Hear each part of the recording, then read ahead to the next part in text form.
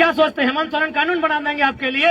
आपकी जानकारी के लिए बता दें, हाल फिलहाल उनकी एक बहन का शादी हुआ है, टाटा ने 80 लाख खर्चा किया है।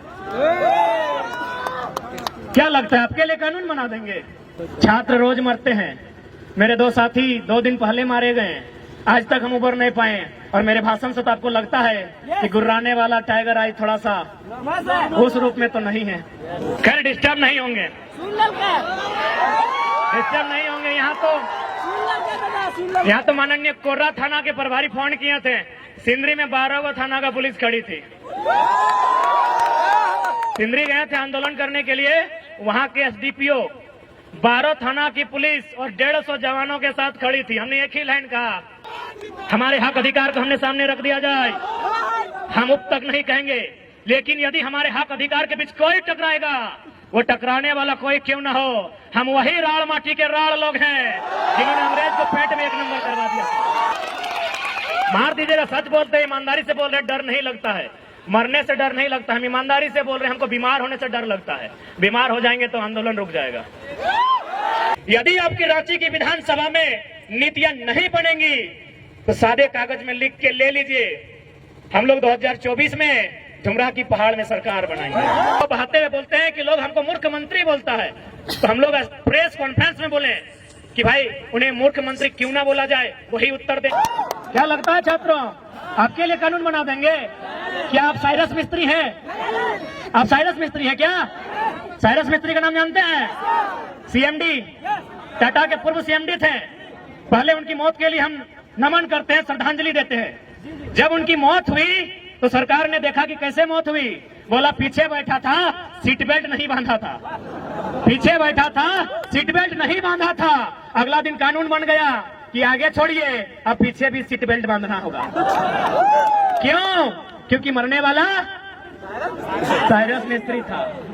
छात्र रोज मरते हैं, मेरे 2 साथी 2 दिन पहले मारे गए, आज तक हम उबर नहीं पाए। और मेरे भाषण से तो आपको लगता है कि गुर्राने वाला टाइगर आई थोड़ा सा उस रूप में तो नहीं है।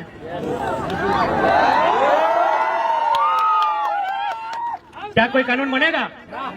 उनकी घटना हुई है एनएच में, क्या एनएच कोई कानून बनाएगा? क्या पुलिया वहां बनेगी? क्या वहां बैरियर लगेगा? नहीं लगेगा, क्योंकि कॉर्पोरेट का ट्रैक्टर वहां दौड़ेगा। इसलिए यहाँ पढ़ने वाले छात्र जो प्रोटेस्ट कर रहे हैं, यदि आपकी लाठियों का सामना करेंगे, आपके भाई हैं। और जो झुमरा के पहाड़ में नक्सली बनकर बैठे हैं, कॉपी कलम लेके चेक कीजिएगा, मामा का, मौसी का, फूफा का बेटा होगा। तो हम समझेंगे, आप हमको समझ में नहीं आता है। हम चाहते हैं नौकरी आप आगे से बचाइए, पीछे से चंदा दे दीजिएगा आंदोलन करने के लिए। दरोगा जी पीछे से दे दीजिएगा, लड़ाई आपके बेटे के लिए है। हेमंत सोरेन आपका बेटा को दरोगा नहीं बनाएगा,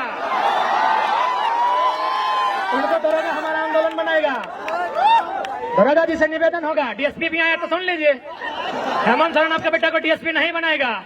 जेपीएससी देखिए ना, 7 को हुआ है 22 साल में, बिहार में 68 को हुआ है। इसलिए आंदोलन ही आपका डीएसपी का बेटा को डीएसपी और दरोगा का बेटा को दरोगा बनाएगा। इसलिए आगे से नौकरी बचाइए, पीछे से आंदोलन का सपोर्ट कीजिए। यदि ज्यादा दिक्कत होगा, यदि ज्यादा हाथ पांव बंधा होगा तो कमजोर लाठी चलाइएगा, ऐसा मत चलाइएगा।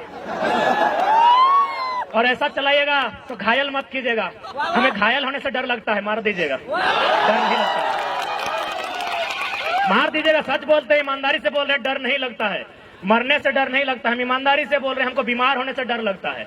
बीमार हो जाएंगे तो आंदोलन रुक जाएगा, मर जाएंगे तो आंदोलन दुगना रफ्तार से चलेगा।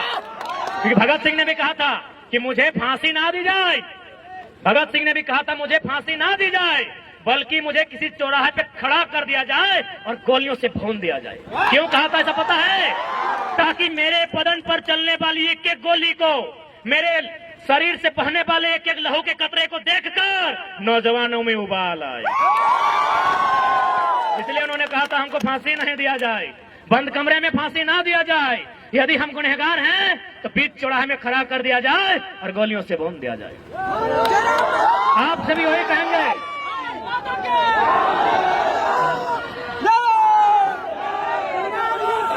इसलिए आप सभी निवेदन करेंगे, आप ड्यूटी कीजिए, आपकी ड्यूटी का सम्मान करते हैं, हम लोग आंदोलन करते हैं, हमारे आंदोलन का भी कोऑपरेट कीजिए। तो कुछ नहीं मिलेगा, पैसा बटुआ में नहीं रखे हैं भैया। जितने भी पुलिस के भैया लोग आए सब तो बड़े हैं दादा साहब, पैसा बटुआ में नहीं रखे हैं, पैसे एसबीआई में रखे हैं। किससे होने वाला है पता है ना? तो वही तो लड़ाई लड़ रहे हैं, छात्रों के लिए लड़ाई लड़ रहे हैं, किसानों की बात कर रहे हैं, काहे डिस्टर्ब कर रहे हैं? खैर डिस्टर्ब नहीं होंगे, डिस्टर्ब नहीं होंगे।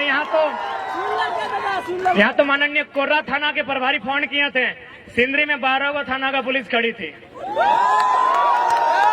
सिंदरी गए थे आंदोलन करने के लिए, वहां के एसडीपीओ 12 थाना की पुलिस और 150 जवानों के साथ खड़ी थी। हमने एक ही लाइन कहा कि डीएसपी साहब सामने आइए, अरेस्ट कर लीजिए, लेकिन उससे पहले एक लाइन बता दीजिए, ये जो जमीन आप खड़ा है गांधी मैदान से दुगना जमीन था जहां सभा हो रही थी, बोले ये जमीन हमारे पुरखों की है और इस कंपनी ने 2 रुपया डिसमिल लिया है। क्या आपका बाप का जमीन लिया है?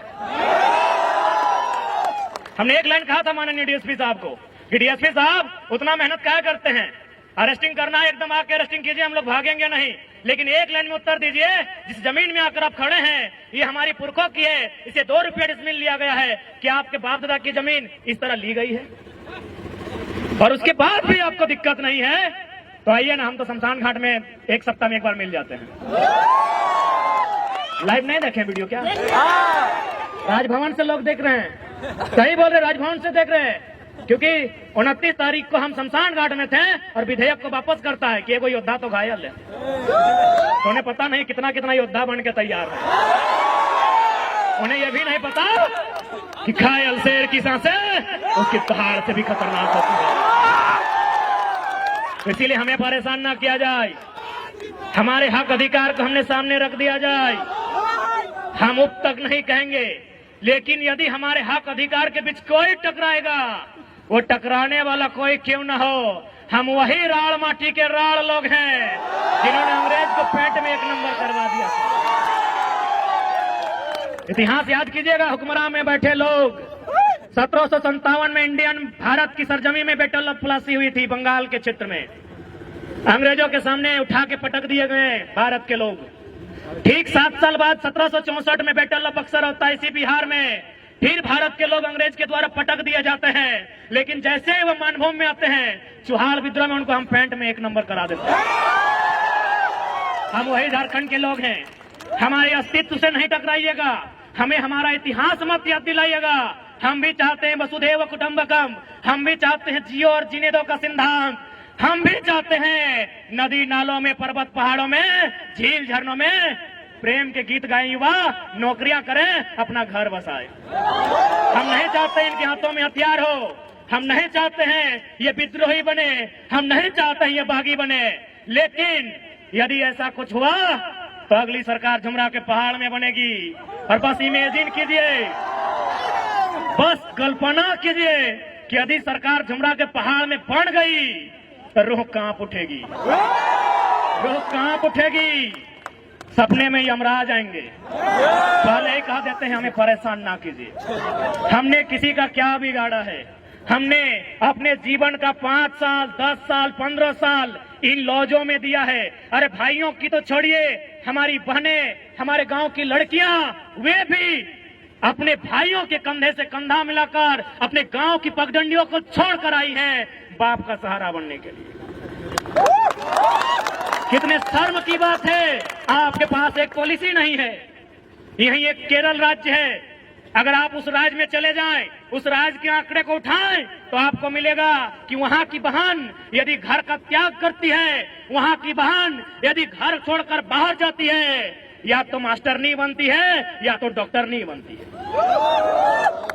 लेकिन हमारे झारखंड में भाइयों की तो छोड़िए, बहनों की बात करते हैं, लड़कियों की, बालिकाओं की बात करते हैं, यदि वो घर छोड़ के जाती हैं, दिल्ली में नौकरानी बनती है। ये हम नहीं कह रहे हैं, ये आंकड़े कह रहे हैं। 7500 की 75,000 हम कंफर्म नहीं हो पा रहे हैं क्योंकि थोड़ा मेंटल डिस्टर्ब है। अगर 7500 ही है तो मान के देखिए, हमारी 7500 बहनें दिल्ली में दाई का काम कर रही है। अभी उस राज्य में जहां कहीं कोयला, जहां कहीं सोना, जहां कहीं अभ्रक, कहीं यूरेनियम, कहीं तांबा, कहीं लोहा, उस राज्य में हमारी बहनें दिल्ली में नौकरानी का काम करती हैं। कितना शर्म की बात है राज्य सरकार के लिए, कितनी शर्म की बात है इन आईएएस के लिए, जिनको आईएएस नहीं गधा बोला जाए। आपके लिए पॉलिसी आपके पास एक पॉलिसी नहीं है। और भी तो राज्य हैं। नागपुर में एक आईएएस अधिकारी रहते हैं, झारखंड के हैं। और ऐसा मत सोचिए कि हम लोग बच्चा है, बच्चा है, छोटा बच्चा जान समझ के ना टकराना रे। बड़ा लोग भी हम लोग को टेलीफोन करता है। एक खनन अधिकारी है जो आईएएस हैं, रांची के हैं, उनका पोस्टिंग है नागपुर में। उन्होंने हमें टेलीग्राम में एगो लेटर भेजा, उसमें शायद एनसीएल या कोई कंपनी है उड़ीसा में और तमिलनाडु में, वो माइनिंग का काम करती है। और माइनिंग सरदार तब लोग समझते हैं पॉलिटेक्निक के स्टूडेंट्स, पॉलिटेक्निक वाले माइनिंग सरदार बनते हैं ना। तो हम लोग तो पीएचडी के, हम लोग टेक्निक में गए नहीं, इसीलिए बताइएगा। माइनिंग सरदार की पोस्ट आई है, कहां? तमिलनाडु में और उड़ीसा में। क्या लिखा है पता है? कि वही माइनिंग सरदार बनेगा जो उड़ीसा में उड़िया भाषा का ज्ञान रखता हो और तमिलनाडु में तमिल भाषा का।